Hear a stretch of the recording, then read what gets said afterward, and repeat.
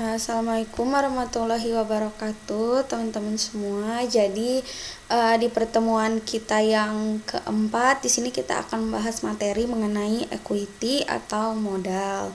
Nah, di dalam bab ini kita itu akan mempelajari bagaimana penjurnalan terhadap transaksi yang berkaitan dengan modal dalam perusahaan. Langsung saja ke contoh soal yang pertama. Di sini ada perusahaan Surabi Coba memiliki transaksi sebagai berikut. Yang pertama kan perintahnya itu disuruh buatlah jurnal atas transaksi di atas. Berarti kita langsung saja buat jurnalnya. Yang pertama, pada tanggal 2 Maret 2021, Surabi Coba menerbitkan dan menjual saham biasa sebanyak 5.000 lembar dengan nilai par $1 seharga 38.000. Berarti di sini karena kita menerbitkan dan menjual saham, berarti kita itu menerima kas. Kasnya seberapa? Seharga yang 38.000. Jadi si 5.000 lembar dengan nilai par $1 tuh keseluruhannya itu dijual sebesar 38.000. Berarti di sini kita menerima kas sebesar 38.000. Lalu di debitnya tentu saja saham biasa kita itu di debit ada sebesar 5.000, yaitu dari nilai parnya dikali 5.000 lembar. Terus kan ada selisih antara kas dengan share capital ordinary, berarti di sini ada share premium ordinary sebesar 33.000 atau selisihnya. Share premium ordinary atau share agio ordinary itu sama aja. Lanjut ke kedua, yaitu pada tanggal 12 Juni 2021 menerbitkan dan menjual saham biasa sebanyak 60.000 lembar dengan nilai par $1 seharganya 475.000. Caranya masih sama. Di sini kita menerima kas sebesar 475.000. Terus ada share capital ordinary-nya dari $1 dikali 60.000 lembar. Terus share premium ordinary-nya 415.000, yaitu selisih dari 475 dengan 60.000. Transaksi pada tanggal 11 Juli 2021 itu menerbitkan dan menjual saham preferen seharga 110 per lembar sebanyak 1.000 lembar dengan nilai parnya 100 per lembar. Nah, kalau seperti ini kita untuk penerimaan kasnya itu mengalihkan si 110 per lembarnya, karena ini kan seharga yang kita jual saham preferen seharga 110 per lembar, berarti ini tuh kas yang kita terima dari penjualannya. Tapi ini per lembar dan dijualnya 1.000 lembar, berarti kita kalikan dulu 110 dengan 1.000 lembar, berarti kita menerima kas sebesar $110.000.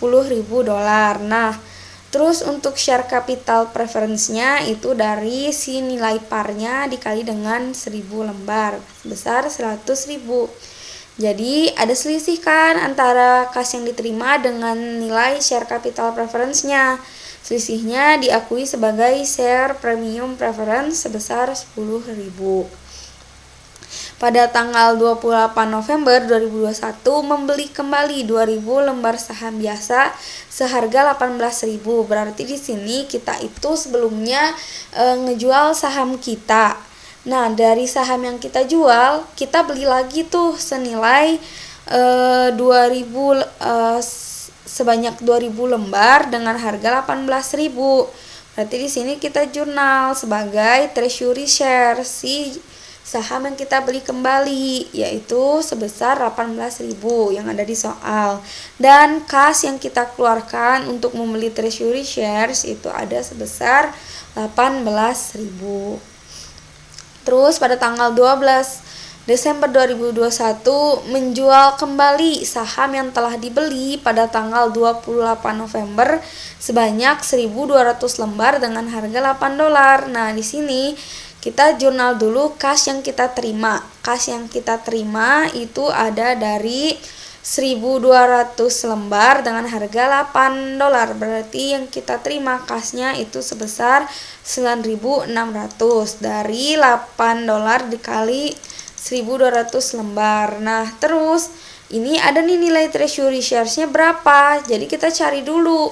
Kan kemarin itu kita membeli lagi treasury shares-nya itu 2.000 lembar seharga $18.000. Nah, kita cari dulu harga per lembarnya berapa. Berarti $18.000 ini kita bagi dengan 2.000 lembar saham yang dibeli pas waktu 28 November 2021.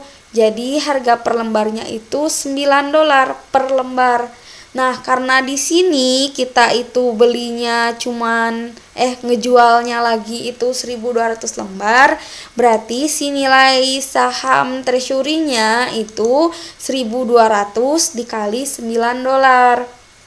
Nah, yang kas yang kemarin kas yang tadi kita beli itu kan $8 dengan harga 1.200 lembar. Ada selisih antara kas dengan treasury shares yang kita punya. Selisihnya ada di mana? Di debit. Berarti share premium treasury-nya itu ada di debit. Seperti itu. Lanjut ke soal kedua. Nah, di soal kedua ini ada soal di mana kita disuruh meminta pencatatan jurnal atas transaksi penjualan saham secara lumsum. Nah, untuk penjualan saham secara lumsum ini yang pertama langsung aja ya. Kalau harga pasar masing-masing sahamnya diketahui, yaitu harga saham prioritas 11.200, saham prioritas itu sama dengan saham preference per lembar, dan harga pasar saham biasa 11.600 per lembarnya. Jadi di sini kita buat dulu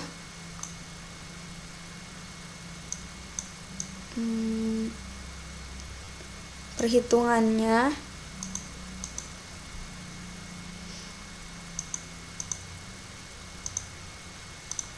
Jadi yang pertama kita di sini masukkan dulu si nilai saham biasanya. Di mana di soal diketahui bahwa lembar saham ada 3.000 lembar saham biasa dengan nilai nominalnya itu 10.000 per lembar. Tapi di sini kita cari dulu berapa nilai pasar saham biasanya. Ketika diketahui di soalnya itu untuk saham biasa harga pasar per lembarnya itu 11.600, berarti langsung dikalikan aja. Jumlah sahamnya itu ada 3.000 lembar dikali dengan 11.600 harga pasarnya, jadi totalnya itu 34.800.000. Terus untuk saham preferen atau saham prioritas itu ada 2.000 lembar saham dikali harga pasarnya itu 11.200, jadi nilai saham preferennya 22.400. Nilai pasarnya kita jumlahkan aja yang saham biasa dan saham preferen. Jadi didapatlah sebesar 57.200.000. Terus kita cari persentasenya. Cara nyarinya 34.800 dibagi 57.200. Nah, dapat 61%. Sama yang preferen juga 22.400 dibagi 57.200, jadi dapat sebesar 39%. Pokoknya totalnya itu nantinya jadi 100%. Untuk alokasinya di sini ada harga penerbitan untuk saham biasa dan preferen. Nah, ini 65 juta dapat dari mana? Nah, itu didapat dari ini pada tanggal 15 April 2013 telah terjual 10 lot saham dengan hasil penempatan bersihnya 65 juta. Jadi si total kan karena lumsum itu secara bersamaan dijualnya. Nah, itu total penjualan si saham preferen sama biasanya 65 juta. Jadi di sini harga penerbitannya baik saham biasa maupun preferen itu sama-sama aja 65 juta. Tapi untuk kita tahu nilai sebenarnya untuk saham biasanya itu berapa, preferennya berapa, kita kalikan dengan alokasi persentase yang telah kita cari sebelumnya. Kan untuk saham biasa ada 61% nih, berarti si 61%-nya kita kalikan dengan harga penerbitannya. Jadi si alokasi untuk saham biasa waktu penerbitan itu ada sebesar 39.500.000 sekian. Sedangkan untuk saham preferen itu 39% dikalikan 65 juta. Jadi dapatlah sebesar 25.400.000 sekian. Untuk jurnalnya di sini karena kita menerbitkan saham, berarti kita menerima kas, dan ketahui di soal tadi itu kas yang kita terima atas penerbitan saham ada sebesar 65 juta. Nah, untuk detailnya share kapitalnya berapa, share premiumnya berapa. Nah, untuk share capital preference itu ada di clue pertama, di soal pertama, yaitu ada sebanyak 2.000 lembar saham prioritas dengan nilai nominal 10.000. Kita langsung kalikan aja 2.000 lembar dikalikan dengan 10.000. Jadi dapat sebesar 20 juta. Untuk share premium preference-nya berapa?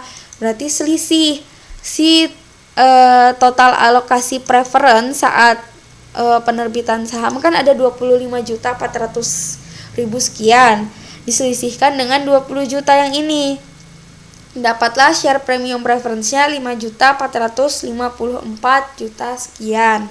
Untuk share capital ordinary-nya itu juga sama. Di soal tadi ada sebanyak 3.000 lembar dengan nilai nominalnya 10.000 per lembar. Jadi si 3.000 lembar dikali 10.000 didapatlah sebesar 30 juta. Share premium ordinary-nya juga sama, selisih dari si alokasi saham biasa totalnya 39 juta dengan 30 juta. Jadi dapat share premium ordinary-nya 9.500.000 sekian. Lalu yang kedua, bila hanya harga pasar saham biasa yang diketahui yaitu 11.600 per lembar. Tetap sama caranya. Yang pertama itu kita kalikan jumlah lembar saham biasanya itu 3.000 lembar dengan nilainya itu 11.600. Jadi dapat sebesar 34.800. Nah, saham preferennya kan gak diketahui nih si nilai si harga pasarnya. Jadi si 2.000 lembarnya dikalikan 0 maka dapatnya 0. Untuk persentasenya pun saham biasanya 100%. Nah, untuk perhitungan alokasinya jadinya di sini karena 100% dialokasikan untuk saham biasa. Jadi kita di sini tidak perlu mengalihkan lagi nih si harga penerbitan saham biasanya. Karena kan kita udah tahu si alokasi saham biasanya tuh 100% untuk saham biasa. Berarti kita hanya perlu mencari sisanya. Jadi si saham preferennya berapa sih? Karena kan kita tahu nih alokasi saham biasanya itu seluruhnya 34.800. Berarti untuk yang preferennya berapa? Yang 65 juta yang tadi saat harga penerbitan dikurangkan aja dengan si alokasi saham biasanya sebesar 34.800. Jadi dapat selisih sebesar 30.200. Nah, ini merupakan alokasinya untuk saham preference. Jurnalnya juga sama. Karena penerbitannya 65 juta, berarti kita menerima kas sebesar 65 juta. Lalu ada share capital preference juga sama cara nyarinya, 2.000 lembar dikali 10.000 dapat 20 juta. Dan di sini ada sisihkan share premium preference antara 20 juta dengan si total alokasi saham preference ada sebesar 30.200. Berarti share premium preference-nya ada sebesar 10.200. Untuk share capital ordinary juga sama, 3.000 lembar dikali Rp10.000 per lembar, jadi dapat sebesar 30 juta. Dan share premium ordinary-nya pun juga selisih antara alokasi saham biasa sebesar 34.800 dengan share capital ordinary yang ada pada soal sebesar 30 juta. Jadi dapat share premium ordinary-nya sebesar 4.800. Lalu yang terakhir, bila harga pasar masing-masing tidak diketahui. Kalau tidak diketahui berarti di sini kita pakai saja si nilai nilai nominal yang ada di soal. Jadi untuk yang saham biasa langsung aja 3.000 lembar kita kali 10.000 didapatlah sebesar 30 juta. 2.000 lembar dikali 10.000 didapatlah sebesar 20 juta. Terus kita cari persentasenya. Itu 30 juta dibagi 50 juta didapat 60% untuk saham biasa, dan 20 juta dibagi 50 juta didapatlah sebesar 40% untuk saham preferen. Kan harga penerbitannya karena dijual secara lumsum itu sebesar 65 juta. Berarti alokasinya sesuai persentase tadi. Untuk saham biasa itu totalnya ada sebesar 39 juta dari 60% kali 65 juta, dan untuk preferen ada sebesar 26 juta dari 40% dikalikan dengan 65 juta. Di sini kas yang diterimanya ada sebesar 65 juta. Untuk share capital preference ada dari soal 20 juta. Diselisihkan dengan alokasi saham preferennya ada 26 juta, jadi selisihnya ada sebesar 6 juta. Untuk share capital ordinary juga sama, caranya 3.000 lembar kali 10.000 rupiah dapat sebesar 30 juta, dan diselisihkan dengan alokasi saham biasa itu totalnya ada 39 juta, jadi ada share premium ordinary-nya sebesar 9 juta. Kita lanjut ke soal ketiga. Di soal ketiga ini sebenarnya sama aja dengan jurnal yang soal ke-1. Jadi kita langsung aja ke transaksinya. Mungkin nggak semuanya dijelaskan ya karena caranya kurang lebih sama. Yang pertama, pada tanggal 10 Januari 2021 itu menerbitkan dan menjual saham biasa seharga 50 per lembarnya. Berarti di sini kita menerima kas dari $50 per lembar dikali dengan 100.000 saham. Jadi dapat kas yang kita terima sebesar sebesar 5 juta. Untuk share capital ordinary-nya ada sebesar 2 juta. Nah, dari mana? Itu kita dapat baca dari soal. Saham biasa yang diotorisasi sebanyak 500.000 lembar dengan nilai parnya $20 per lembar. Berarti si nilai share capital ordinary pada perusahaan itu ada sebesar $20 per lembar. Karena yang diterbitkan dijual sebesar sebanyak 100.000 lembar, berarti nilai share capital ordinary-nya adalah $20 dikali 100.000 per lembar. Ada selisih antara kas yang diterima dengan nilai saham biasanya. Berarti kita di sini menerima share premium sebesar 3 juta, selisih dari 5 juta dengan 2 juta. Lalu di sini ada share capital preference juga. Share capital preference menerbitkan dan menjual 5.000 saham preference seharga 1.050 per lembarnya. Di soal pun diketahui nilai par saham preferennya itu ada sebesar sebanyak 1.000 per lembarnya. Jadi langsung aja kas yang kita terima itu dari 1.050 dikali 5.000 lembar. Dan untuk nilai share capital preference pada perusahaan itu ada $1.000 dikali 5.000 lembar. Jadi didapatlah sebesar 5 juta. Ada selisih lagi antara kas dengan nilai saham preference-nya itu sebesar 250.000. Jadinya kita akui ada share premium preference di kreditnya sebesar 250.000. Begitupun yang tanggal 1 April juga sama, kita lanjut aja ke yang 1 Agustus. 1 Agustus menerbitkan dan menjual 10.000 saham biasa sebagai kompensasi biaya notaris untuk pendirian korporasi seharga 300.000. Berarti di sini kita dapat mengakui di sini kan untuk korporasi pendirian korporasi ada biaya notaris sebesar 300.000. Berarti di sini kita akui aja organizational expense sebesar 300.000 ada di soal. Dan share capital ordinary-nya dari mana? Kan diketahui nih menerbitkan dan menjualnya tuh 10.000 saham biasa dikalikan dengan nilai $20 yang ada di soal. Yang ini 20.000 per lembar dikalikan dengan nilai parnya. Jadi dapat share capital ordinary-nya itu sebesar 200.000. Ada selisih antara beban dengan share capital ordinary sebesar 100.000. Kita akui sebagai share premium di kredit. Dan yang untuk ini pun juga sama ya, caranya seperti sebelumnya.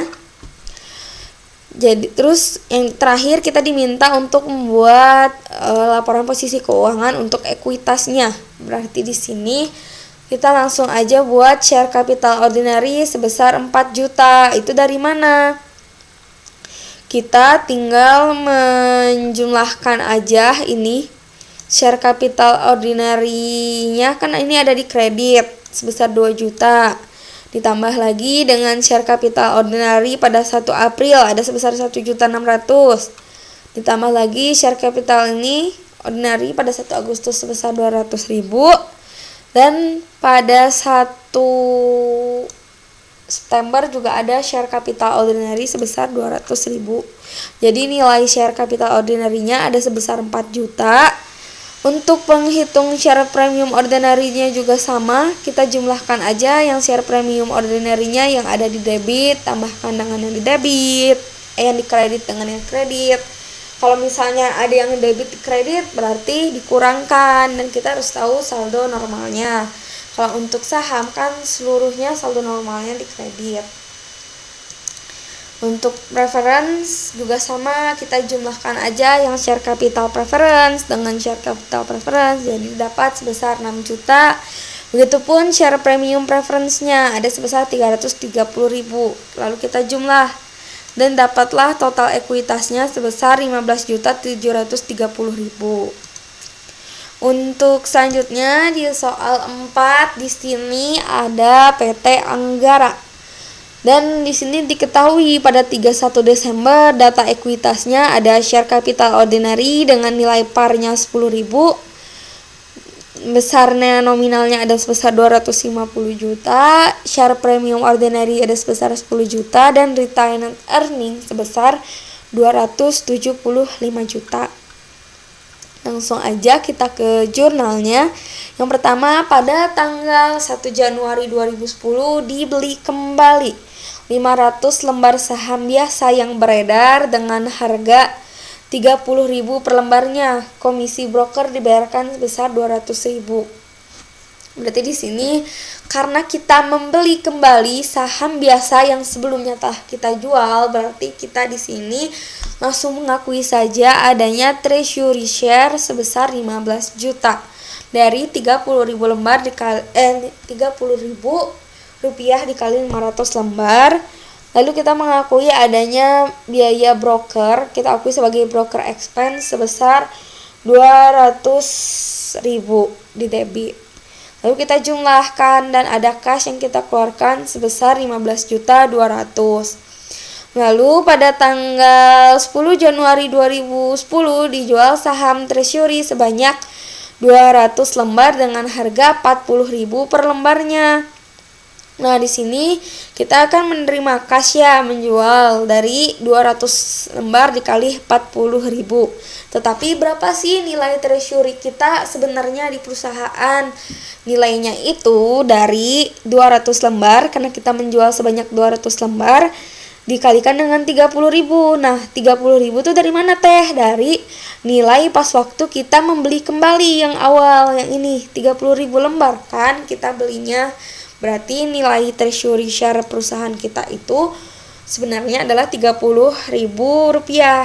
Dan langsung aja dikalikan dengan saham yang dijualnya itu sebanyak 200 lembar. Berarti kan ada selisih nih antara kas yang kita terima dengan nilai treasury share di perusahaan sebesar 2 juta. Nah, kita akui di kredit sebagai share premium treasury. Untuk 28 Januari pun sama, di sini kita menjual saham treasury-nya sebanyak 170 lembar dengan harga 25.000 per lembarnya. Berarti langsung aja juga sama 25.000 dikali 170 lembar Terus untuk nilai share treasury-nya itu 30.000, berarti dikalikan dengan 170 lembar. Nah, kan juga ada selisih nih, tapi selisihnya di debit, berarti kita akui aja di debitnya ada share premium treasury sebesar 850.000. Nah, untuk selanjutnya pada tanggal 2 Februari 2010 dijual lagi nih saham treasury sebanyak 130 lembar dengan harga Rp20.000 per lembarnya. Berarti di sini kita ada menerima kas dari Rp20.000 dikali dengan 130 lembar. Dapatlah sebesar 2.600.000. Untuk nilai share premium treasury-nya dari mana, Teh? Ini kita skip dulu nih. Jadi gini. Kita hitung dulu nilai treasury share yang kita punya. Sebenarnya itu berapa? Kita kalikan dengan nilai waktu kita beli awalnya, itu ada sebesar Rp30.000 per lembarnya dikali dengan 130 lembar. Berarti kita dapat nilai treasury share perusahaan kita tuh ada sebanyak 3.900.000. Nah, biasanya kan kita langsung selisihkan aja ya si 3.900.000 ini dengan kas yang kita terima. Tapi sekarang dan diakui sebagai share premium treasury, tapi tidak bisa soalnya share premium treasury yang kita punya itu kurang. Kan gini, awalnya tuh kita punya share premium treasury di kredit sebesar 2 juta. Nah, setelah itu pada 28 Januari tuh share premium treasury kita ada di debit sebesar 850.000. Berarti kan kita tuh share premiumnya yang awalnya 2 juta lalu berkurang 850.000 gitu. Karena posisinya di debit, awalnya kredit lalu debit, berarti kan otomatis nilai si share premium treasury-nya tuh berkurang. Jadi sisanya itu sebesar 1.150.000, selisih dari 2 juta dikurangi 850.000. Tapi kan nilai dari 3.900.000 dengan 2.600.000 itu 1.300.000, berarti masih ada kekurangan lagi nih 150.000. Kita ambil dari mana? Nah, kalau seperti ini kekurangannya itu kita ambil dari retained earning yang ada pada data 31 Desember 2009. Karena kan awalnya tuh tadi ya udah jelasin share premium treasury-nya ada di kredit 2 juta. Lalu kita pakai pada 28 Januari ada di debit sebesar 850.000. Dan sisanya pun hanya sebesar 1.150.000. Dan masih ada kekurangan sebesar 150.000. Berarti kita ambil dari retained earning. Sebesar selisihnya kekurangannya tadi berapa? Kan tadi tuh ini selisihnya 3.900.000 dikurangi 2.600.000 adalah 1.300.000. Kita selisihkan dengan nilai share premium treasury yang tersisanya itu ada 1.150.000. Berarti si retained earningnya kita selisihkan aja si 1.300.000 dengan 1.150.000. Jadi retained earning yang kita ambil ada sebesar 150.000. Yang ini salah ya, harusnya 850.000 gitu. Dan terakhir diminta buat posisi keuangan untuk ekuitasnya. Di sini ada share capital ordinary sebesar 250 juta. Kita salin lagi nih yang ada di data 31 Desember. Jadi kita masukin lagi di sini. Terus ada share premium ordinary-nya sebesar 10 juta dan retained earning-nya yang tadinya awalnya kita punya retained earning sebesar 275 juta karena kita pakai untuk membayar share premium treasury-nya sebesar 150.000, berarti si 275 jutanya kita kurangi 150.000. Jadi retained earning-nya didapatlah sebesar 274.850.000. Untuk treasury shares-nya kan awalnya kita mengakui ada treasury share sebesar 15 juta. Terus karena kita jual lagi berarti kan berkurang lagi 6 juta. Berarti 15 juta dikurangi 6 juta dikurangi 5 juta 100 dikurangi 3 juta 900. Alhasil treasury share kita pada akhir periode itu udah habis. Dan untuk share premium treasury-nya pun habis ya. Tadi awalnya kita ada share premium treasury 2 juta, lalu kita pakai bayar lagi karena ada di debit sebesar 850.000. Terus kita bayar lagi 1.150.000. Alhasil share premium treasury pada akhir periode pun habis. Berarti 0. Jadi total equity-nya kita jumlahin dari atas sampai bawah adalah sebesar 534.850.000. Itu pembahasan dari soal 1 sampai soal 4. Untuk soal 5 dan soal 8 lanjut ke video kedua ya.